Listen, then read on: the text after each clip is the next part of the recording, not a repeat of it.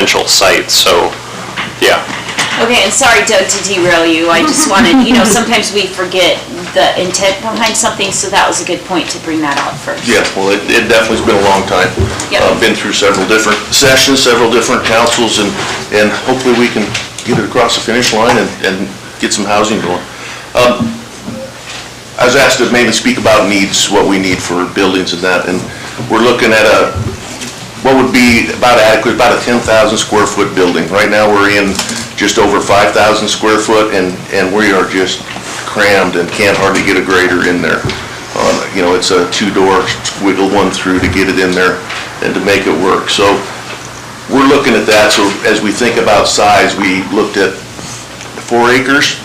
We wouldn't want to really go less than 4 acres to do the bigger building plus have the lot size to go through there. That would be a pretty tough thing if we were under that, and especially any future growth, trying to be able to take care of what we have and where we're going. The buildings we have over there currently, and just maybe many of you have been through there, but we have 3 outbuildings over there with the main building and a couple buildings, and then we have some Connex storage. So all those things, as we go through, you look and you see our bags of sand out there, bags of salt, calcium chloride. We have to have an area somewhere to put those in as we store them, so we're ready to use. But I think as we do it, there's just things you look at where we can go, and so they're going to cover a lot of the pros and cons on these Tier 1 and Tier 2, and I think most of them they've listed to be adequate size or close to that. So there's some, like the old list listed the Parks and Rec building area. Well, it's just way small, and it's just not going to be something we can use. So I think there's a list that you can go through, and if there's questions, access is a big thing, right? Usually that was a big thing, not going through a neighborhood if we can help it.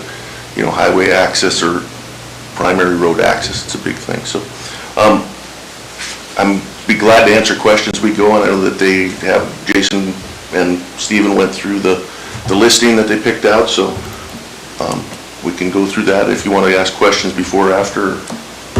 Well, we'll check and ask if there's any questions from the council to Doug about the requirements for the building.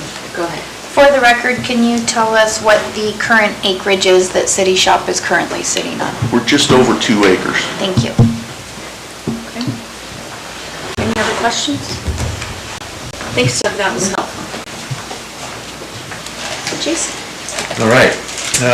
Before we kind of get going here, I did want to just review a couple of the criteria from the previous documents that we're looking at. So, as Steven said, we looked at, I can't remember what year that one specific document was from, but they did have a whole bunch of criteria that were on there. One of them was the actual size, how is the property zoned, the number of accesses into the property, possible impacts by flood, tsunami, or natural disasters, proximity to work, and that type of thing. And so as we go through that, some of the comments we make around each property are based around those things. So, and like we said, just the Tier 1 definition is 4+ acres owned by the city in city limits, which is not including SMIC, that side of city limits, but just on this side. And then Tier 2 is kind of all those things, except we do not owned by the city at this time. So if we go to the first property there, this is the property that we 6 acres. So some of the positives for this property is that it's already kind of in an industrial area. It's not within residential area. It does sit far back in the kind of the tsunami zone, which is important because right now if we get tsunami warning, I know that Doug and his crew have to come move machinery and that type of thing. And so there's also multiple access routes to that property. You can have 2 different sides, which is nice. We can come out on Dickraft or Hemlock there. And then it's obviously easily accessible to work locations if they have to do something on this side or if they have to go take their equipment to the other side.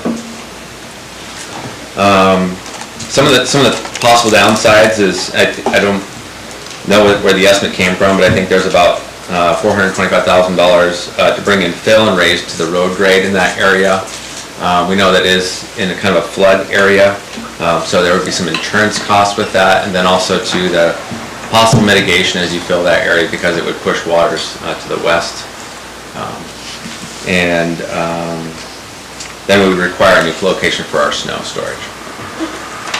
Can I just say something Yeah. specific to this? So it would be interesting with this, if we filled it, we could then apply through FEMA for a LOMAR or CLOMAR, taking the lot out of the flood plain, so it wouldn't have a floodplain designation. So that's probably what we would want to pursue if we went with this lot.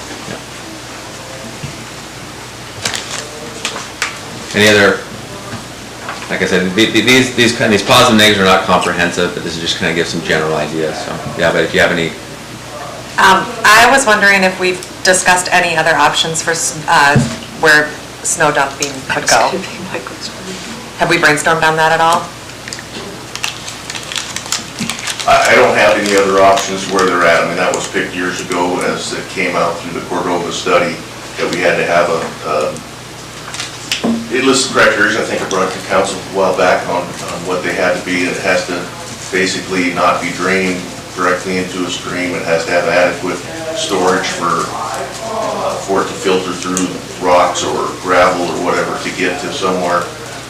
Size-wise, we use right now, obviously we dump at the ball field and the uplands, but we certainly don't have those approved with DEC. And we're kind of on borrowed time on those ones. We What's have to further, have- is it city-owned, it's city-owned property further to the west of this? But it's right on Jap Creek. And Madam Mayor, if I may, and we did discuss that as an option for snow, but there would have to be a filtration system built into it as well, and the cost to do that is prohibitive, and the measures of monitoring it also were more extensive. So that's what we were told. As far as the actual location, no, that's still something that we're discussing. If this property is an option, it's been explained to us by Doug that he does not have another location that we have identified for pros and cons on the snow dump side. Any other questions with this site?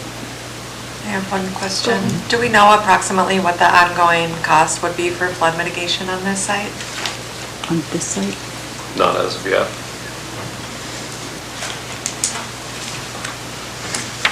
any other questions? Go ahead. Do we know, it looks like the gray area, I'm assuming, is a snow dump, and then the forested area is not used for snow dump? Is that correct? On that map, correct, the snow dump starts at the north, or the north end of that gravel area. The rest, if you can see, as it kind of goes in, there's a indentation, there's a big sawdust pile, chip pile in there, but that all is low, it fills up with water down into there until it gets over towards Gillespie's, and then it runs south, all the way to Hemlock. Any other questions specific to this property? We might circle back, but thank you. So the next property is Fort Raymond property. So it's about 7.5 acreage. It's kind of the total combined approximated. But one thing that I did want to, I mentioned it in the negatives, but that's kind of, there will be a utility easement because, you know, the power lines run through, there's a power line easement that actually goes through that we're in the process of setting up that platform, so it kind of divides those lots into two smaller lots. I think the north one's like 2 and some change, and then there's that easement that goes through, and then there'll be some there, so it's not a singular lot. So the positives here for it is adjacent to another city facility, which can come in handy at times, and it is easily accessible to work locations. So the negatives are kind of, it has a single access location, which is on Diamond there, but we don't think it'd be very good to put it out on C line to create an access at that point with the amount of traffic that goes there. And it would increase some traffic near the schools during those morning and afternoon commutes when we kind of see those. The health clinic is going to be adjacent, and that's just not potentially, but you know, it will be there depending on where you placed it on there. And so, and kind of one of the thoughts that we've heard before is that kind of the highest and best use is some kind of housing in this area. Questions? Go ahead. Yeah, so we don't have any idea how wide this easement might be in the middle? 100 foot. Yeah, it's the primary line. Yeah, Be 100 foot wide? yeah. And then, in the past, we've talked about driving in and out of this if it was a possibility to put this here. And I know we didn't want to access Sea Lion Drive, and Diamond was kind of questionable, but there was talk of going behind the clinic to Aspen. Right. Is that not doable, or, I mean, is that no longer an option, going to Aspen and then hitting the highway from there? I don't believe so, because I believe that Chugashmi purchased it. So, I mean, we could go, I mean, you have to go back into our property, they'd have to develop that, because it'd go in by the power plant gate and then come back around. I mean, or a little I mean, bit. Or where the warehouse, Right. Parks and Rec Oh, warehouse. yeah, yeah, if because I we- mean, yeah, but there is, yeah, I mean, you could do it, you have to come in the very bottom of this, because that whole bottom line, if you take it, that whole thing is, that's the adjacent property for Chugashmi, because it butts completely up against that. And then This would, there's just the smallest piece that this is where, I believe this is where the Parks and Rec warehouse is. Right. That's the cemetery. that's the Oh, that's the cemetery. cemetery? Yeah, So it doesn't, so it yeah, doesn't back up to that. No, it does Parks- not back up, so if you Okay. look, I mean, it's a quick drawing, but that whole property goes here, the Parks and Rec warehouse is there, so there is a Oh, block. right. There's It's a block too that far sits over. right there. Okay, So okay. you'd have to figure out a way to come onto the, Yeah. I mean, you might be able to get it in there at the very bottom, but I you see. would have to come back around, and Oh, okay. so there's not, you couldn't I go didn't directly, realize. I was skipping them. yeah. Rissy, did you have, sorry, Councilmember Cosgrove. I wish Jim was here because he likes being part of these conversations, but there is potential to get access straight onto the highway possibly from the property owners that have the property. That triangle piece. Right, exactly, that you could possibly Yes. approach them. Yeah, I don't know, but. yeah, and that has been, I know that has been discussed about doing a little bit of a land swap, about getting on the other side, which would give us Right. some possible, that could go through like DOT approval to, Get a driveway permit, or they maybe have a driveway permit, I don't know. Okay, did you, so can I ask, did you have something to say? No. Okay, Councilmember Cosgrove. So is there any way that we can get what is on the north side of the 100-foot easement and what is on the south side of the 100-foot easement? What each of those are? yeah, I know that the one on the north side, because I was looking at it the other day, and I actually just did on the GIS, where you can go and you can kind of get a rough estimate, it was a little over 2 on that north side, like 2.5 maybe at the most. And so, and then there's whatever that, there's 100 by, you know, that 100's a pretty big swath there. And By, then, what is it, 400, 490 wide? I think it came up to almost 4.5 without easement. On the What was south, left. or total? No, from the bottom by Chugashmi up to the 100-foot easement, that was about a 4.5 left, because the 100-foot easement took a chunk out. Okay. Does that answer your question? Okay, thank you. Is there any other questions regarding this property or comments?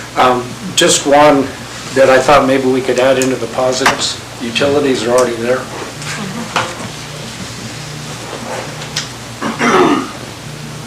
Okay. Because that can be a pretty big expense somewhere else. Any further discussion specific to that? Okay, next, thank you. the next one, and this is just for an exploratory exercise, but I don't want people to, but anyway, just because to be an honest thing, we have to look at, like, if it's over that amount, we have to look at it. So the other thing is that the ball field area of that is over 4 acres. It is adjacent to a current city facility. But the community will lose a ball field, and then there's possible increased traffic near schools, or you'd have to get a lot of traffic going in and out of, That electric utility right there. yeah, either the electric utility or even just coming out the other way. Oh, through the, yeah. Yeah, Cemetery? through the, like that cemetery entrance, the ball field entrance that we kind of use right now. And then also to the access point is actually, as you go down through there, at some point in time, we have to settle this out because we're actually crossing through private property, that road is, to get in there right now. And so that's something that we'll need to sort out. And there was also an issue with the well that's there, with the animal shelter. So would the proximity of this to a well be a problem? Because there's always crud As left. long as we don't build a building in that proximity. So like, as long as we don't build a building in that proximity, so you'd have to arrange your building around the well easement, but you can So develop. that wouldn't be a negative. Yeah, you can put things on there as long as it's not a building. Dugouts and infield would probably be a no. Well, and I just think sensitivity, just to put it out there, I mean, this ball field was definitely named after a local, a tragedy of a local kid, so, even as we look at this, we would make other arrangements, or, you know, we need to keep that Yep. in there also. Yep. To honor that. Okay. So next we're into tier 2 properties. And I just want to say too, that one property that is over that amount that we did not put in here is the Forest Acres Campground Hemlock property, because that was being reconsidered for a possible other thing. So that would just to make a little side note that was not included in this. Yeah. All right, so looking at tier 2 properties, these are properties that are not owned by the city of Seward. And I think we're pretty familiar with this property. It's 5.68 acres approximately, the two lots that are combined. It's an industrial appropriate area. It's got multiple routes, easily accessible to work locations. It is outside, just like this adjacent property, but this one is outside of the flood zone. And obviously the negative is that it's not owned. The big negative is that we don't own it. So, any other thoughts or questions on this?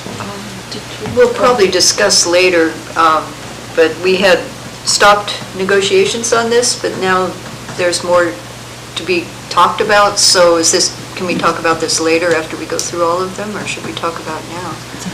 You can go ahead. Well, I don't have an opinion. I just know that there was a letter from the Gillespies saying that they're still interested. So are we, and that's something we have to decide, are we still interested, right? I mean, I'm assuming. From administration side, I have withdrawn as directed by council. Mr. Gillespie has contacted both me and Stephen and would like to engage, and he knows that we're having the meeting tonight. He has sent you a letter. Right. And we have told him we will not be engaging unless council is directed, So that's a That could be, decision if point tonight. if this is the property we decide on, then that's a good point, thank you. Any other questions about this property? Go ahead. Just a couple of comments maybe, and nothing that I haven't stated before. Obviously downside, we don't own it. There are no utilities there. That could be another negative. And I guess my thought is, if it's a negative for as stated, for the Fort Raymond property, because that's not the highest use, that should be more residential or commercial developed by private industry. Highway frontage property like that, to me, the highest use would be commercial or residential development by private industry. If that's a criteria, and one of them is negative, that should be also a negative on this property, in my opinion. Thank you. Councilmember Moss? Yeah, I have a question. If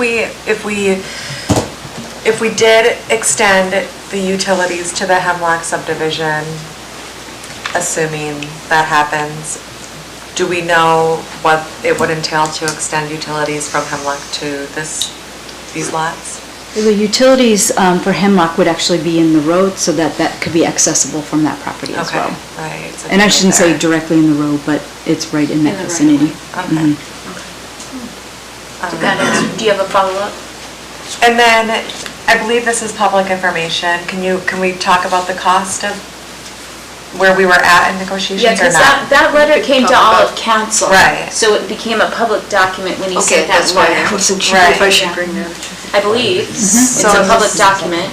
So I think, did he state in that letter, which, I'd like to, that was, Can I just say in respect because, and the attorney's here, but because you ended negotiation is what I'm yeah, and we saying. were in executive session for part of that, so I'd like to defer to the attorney on that part.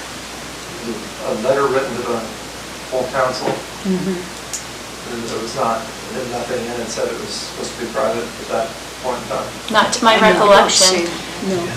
Offering a new price. No, I think it just restated the price they were at and the price we were at. Thank you, Madam. I'm sorry, I thought we were referring to the earlier letter that we discussed in executive session. It was No, addressed this to the is- whole council, and he did reveal the price in, knowing that was an open, that was a open document to the public. Yeah. Okay, my apologies for that confusion. The most recent letter. Yes. Yeah. Sounds like resolved short of my opinion. I think it's, yeah. Yeah. Good thing you're here. So I don't have that in front of me. If I said an amount, I would be nervous that I was misquoting. But we do have that letter. That's a public document. 580 on our side, 540 on their side, is where we ended up. No, 580 for 580. conversely. We were at 540, the seller was at 580. Thank you. Yep. That is true. Thank you. That's what I have. Was that your question? Negotiate them up.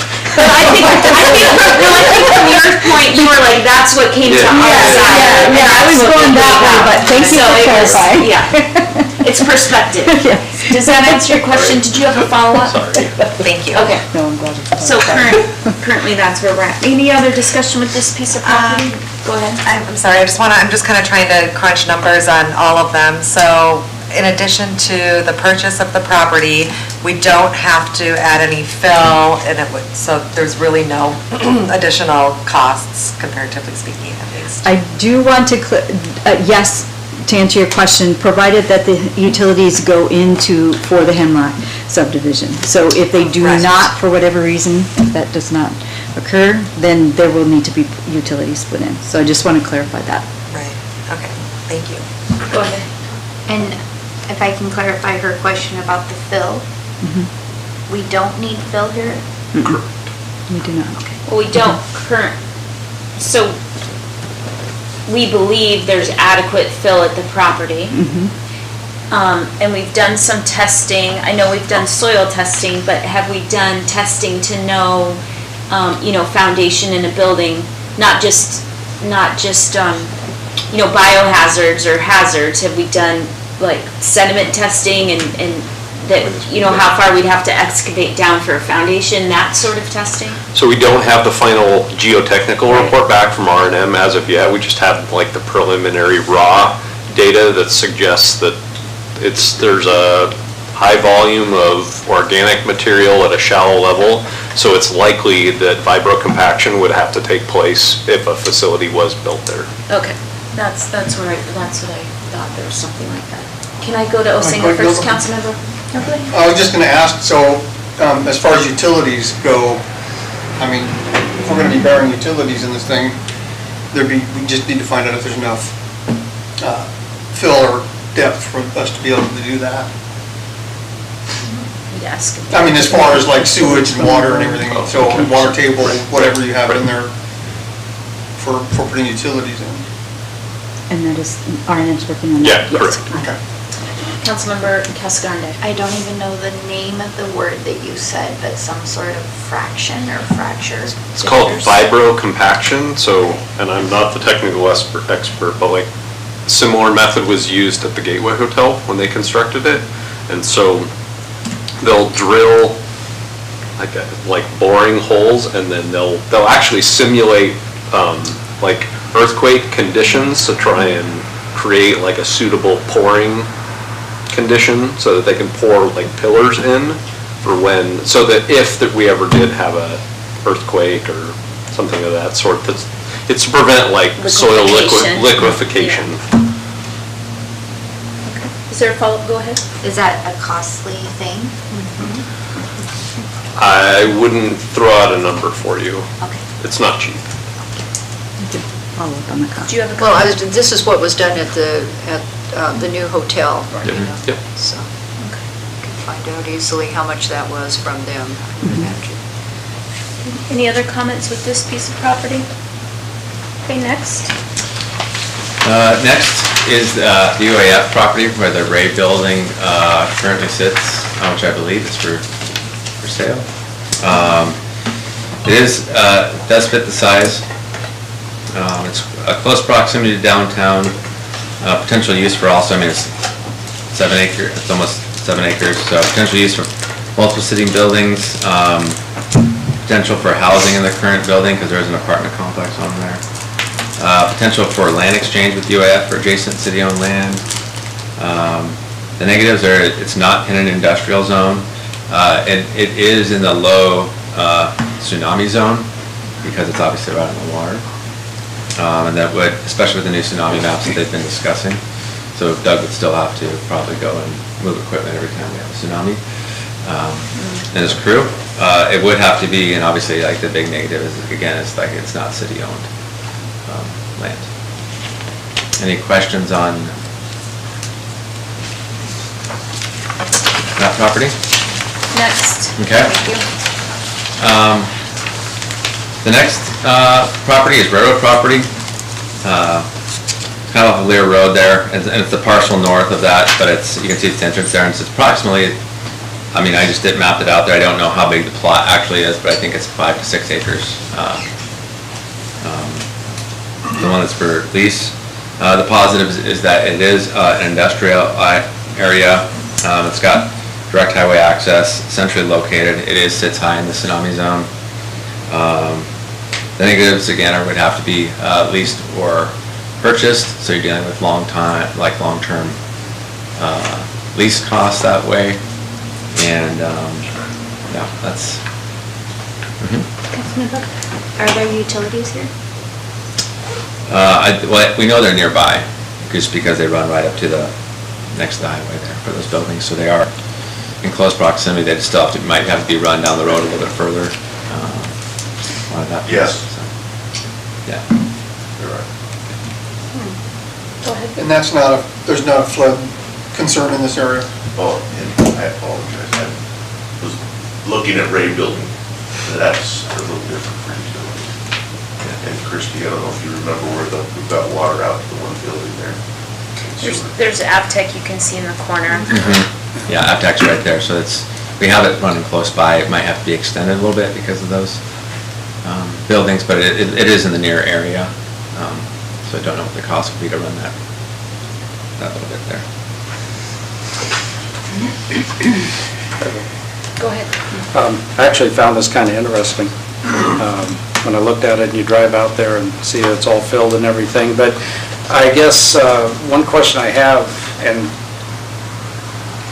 have you guys talked to anybody about what a long-term lease would be? Because I don't think the railroad sells property very often, so I think it takes a little active like a conversation. 100-year lease or something like that, you know, it'd be interesting to find out, just because there's a big sign on the property that says for lease. It'd probably be pretty easy to find out maybe what that cost would be. It'd be interesting, because that's actually a pretty interesting location.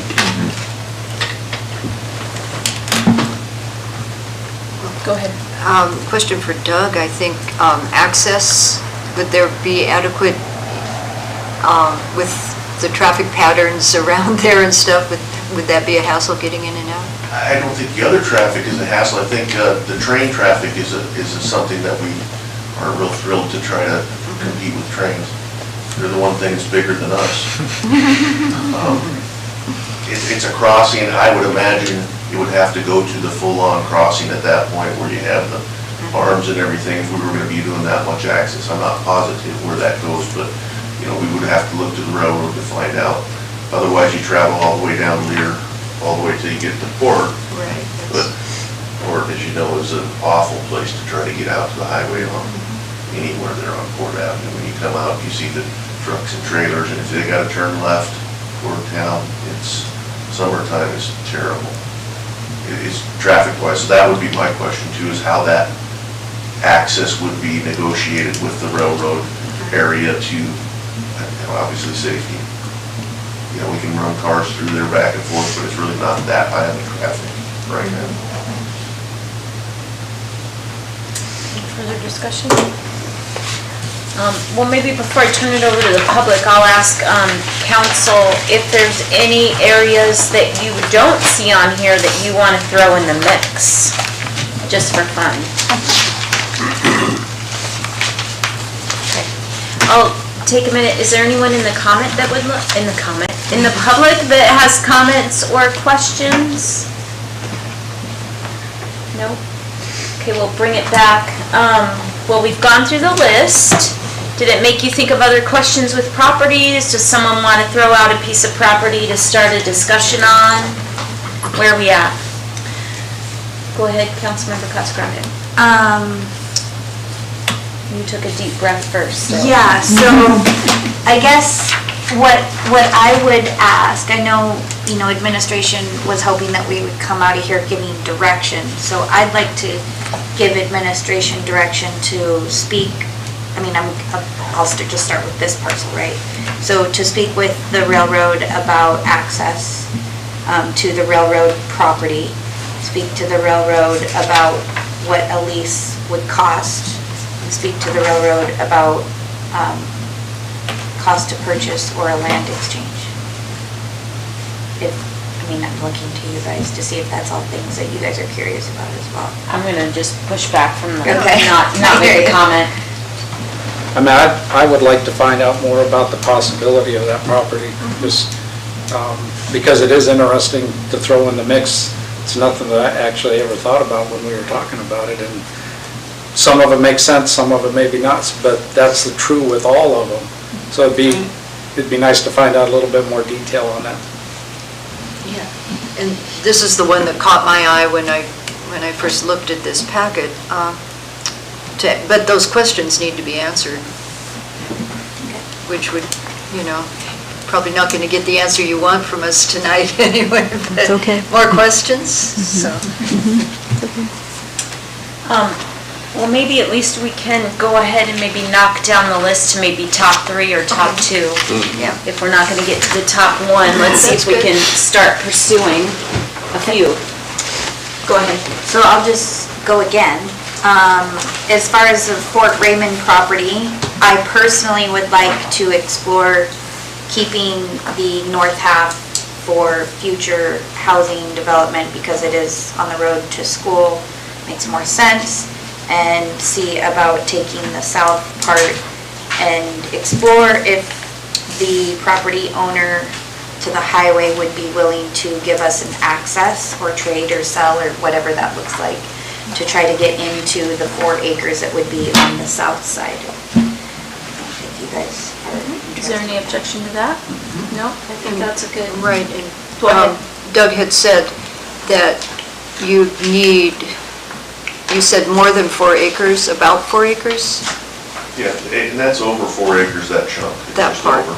Okay, so that would be, in your mind, an adequate amount of land? Yeah, I'd say that, because that's what we're kind of looking at, if we could have 4 acres. Obviously, I'd like to have more than that, but I just know what happens as we go, and as you grow, and the laydown you need, but, we figured 4 acres is something that we could stay with and then try to be suitable with everything else that's happening around. So that's 1 non-city-owned property, tier 2, that's 1 city-owned property, tier 1. Is there a third one in the mix? Are those our top 2, and then we come back with, directions, issues from there, or is there another one we want to step out about? Go ahead. I'm just curious if anybody else, I'm not sure I am, but is anybody interested in pursuing the Gillespie property anymore? Go ahead.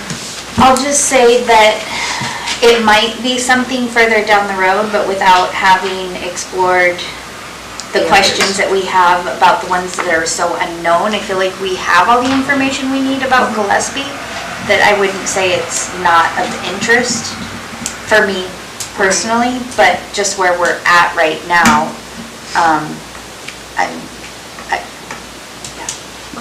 But in the interest of narrowing it to 3, that was what I was thinking, what your... So and I'm happy to have people argue with me or disagree, but, I think the snow dump piece makes a lot of sense just at its proximity to, the transfer station and Dick Raff Road and I know there's some questions with finding other locations for snow, but, to me, that might be a third that we can take a look at.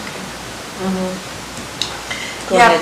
Oh, sorry. Go ahead. Thank you. I was gonna say, I guess I would agree with that because then maybe we could get a couple of the questions answered as far as like ongoing cost for flood mitigation. I don't know if you Bless can you. answer that or. The Clomar and Lomar process Yeah, potentially. right. And, options for where we would put the snow. If we can think about that some more maybe. Councilmember? So the other questions I would have on that same parcel is who owns and what is on the other side of that road? There's 2 more parcels to the west of that road. Northwest? Oh, of the cul-de-sac that's platted? Yeah, the cul-de-sac and road that goes in, so you come in from, so it's hard to say because I can't see the rest of the map. So like property ownership. That's from Hemlock, right? Yeah. Who owns this and who owns this? Fognak owns the bottom, And then, Schaefer. on the right against it. Yeah. And then And it looks like there's some platted rights of way. Yeah, there's a platted right-of-way called Laurel that goes up parallel to that line on the left there, on the west, and makes a cul-de-sac there. Along that side is owned by, And- And we have Go a ahead. triangle piece to the south end of that, don't we? Right on Hemlock? Correct. Isn't there a Yeah, there's like a triangle piece? which I think we bought that from a Fognak at some point. and that triangle piece almost points at the point you have there, Right. and Juniper that joins up right there at Laurel. So the street, right-of-way, I shouldn't say it's a street there. but Yeah, it's platted right away. Right-of-way, yeah, right where the cursor is. Go ahead. So just my 2 cents about this lot.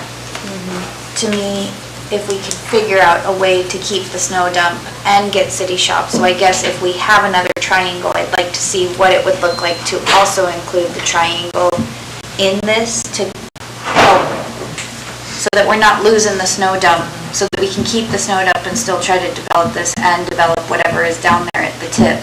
Just explore those. As far as trucks pulling out, I mean, it's gonna be easy to pull in if you're going to the north because you're going to the north. But as far as trucks pulling out, they're all gonna have to go to the south. So it makes sense that they're on the same side of the street and the access being towards the end of town. So I guess I'm just throwing out there, of all of them, this makes the most sense to me personally. Go ahead. Is this the one, excuse me, that we have to spend the $425? I mean, $425,000 to buy gravel from Metco versus we did an exchange with the railroad where we said it was X amount of money in lieu of gravel that we were basically. Honestly, you know what's closer is we could use this as an opportunity to clean out Jack Creek. Okay. I mean, I don't disagree with you, the waterfall, spits out gravel, but Jack Creek is in the area and probably could use some clean out. A lot. Yeah. Okay, great. You got 2 things looking at the gravel. First, the gravel that's coming out right now is promised to the railroad by the council by that deal. So we've got a 3-year package of so much Okay. to get out. So there's a lot going to that trade out. The Jack Creek one, you have multiple owners over there. UAF owns the part right by the road, just crosses before the culverts and goes across to the north. They've been very persnickety about, you could move the gravel, but you can't move it off our property. Then upstream from them is Schaefer. Fognak owns all that privately up across the creek. I know the flood board's been working with them, trying to clean things out, to do stuff, and it's so far unsuccessful that that doesn't mean it won't happen, but we don't like to see go It'd out. be nice to get a project going using the flood board. Yeah, didn't they, or Sawmill Creek, I think that was the first area that they opened up where you can come get it there now, and they have a process for that, and that was kind of their test bed for getting it from other area creeks. And so, it's the Sawmill, like, that bridge, like, Freeboard. yeah, it carries a lot of gravel really quick, and so I know, I'm talking with Stephanie, that that was the one that was designed, as like a test bed to make it so that people could access that gravel more freely.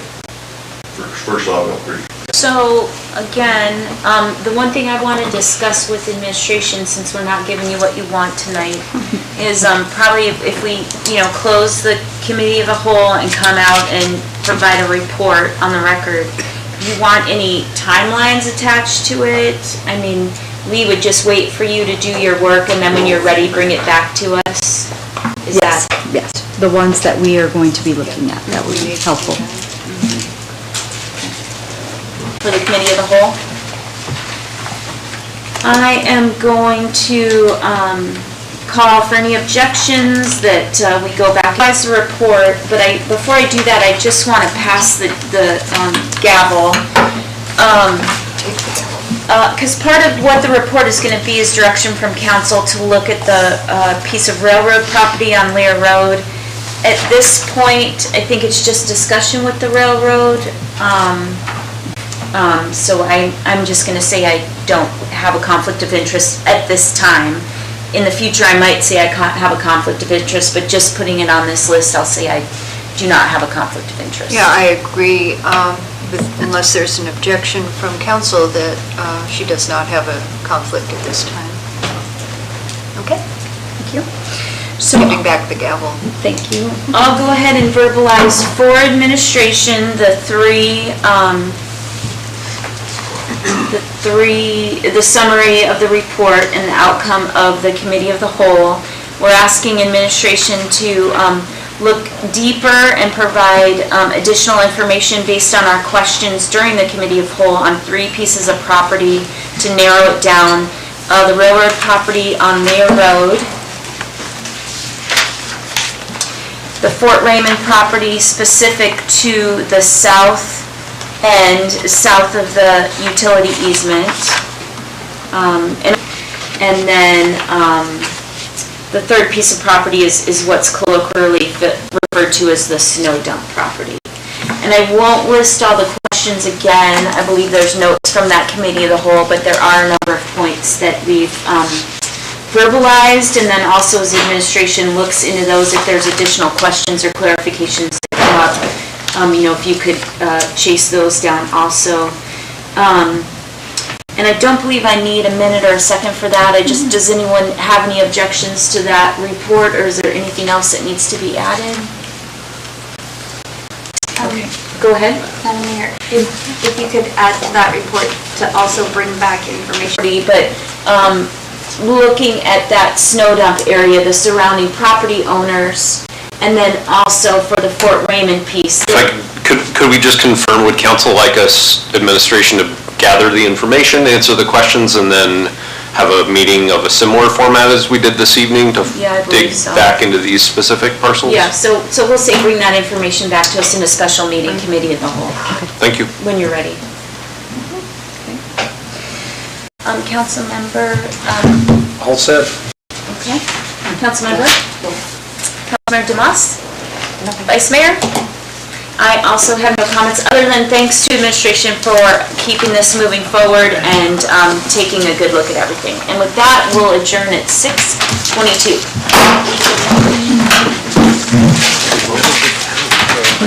Whittle them down.